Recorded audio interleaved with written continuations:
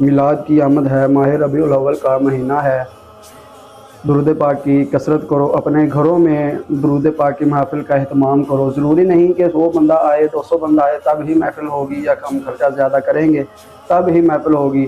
اپنے گھروں میں اپنے بیوی کو، بچوں کو، اپنے ماں باپ کو بٹھاؤ، درود پاک کی محفل کا اہتمام کرو۔ میرے محبوب دو عالم صلی اللہ علیہ وسلم کو درود پاک بہت ہی زیادہ پسند ہے۔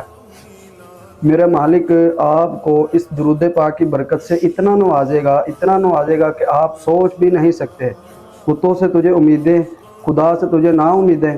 میرے محبوب اللہ تعالیٰ نے قرآن پاک میں فرمایا وما ارسلناک الا رحمۃ للعالمین، اور اے محبوب ہم نے آپ کو تمام جہانوں کے لیے رحمت بنا کر بھیجا۔ صرف اس جہان کے لیے نہیں، تمام جہانوں کے لیے، سارے جہانوں کے لیے رحمت بنا کر بھیجا۔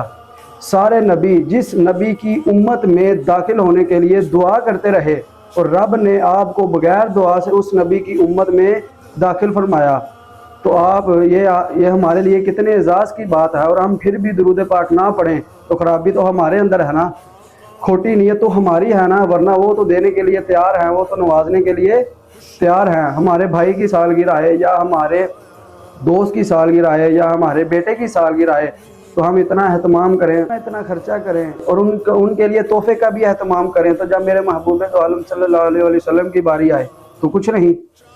آگے میرے محبوب صلی اللہ علیہ وسلم کی سالگرہ آ رہی ہے، جس سے ہم عید میلاد النبی کہتے ہیں، تو انہیں ہم کیا تحفہ پیش کریں گے؟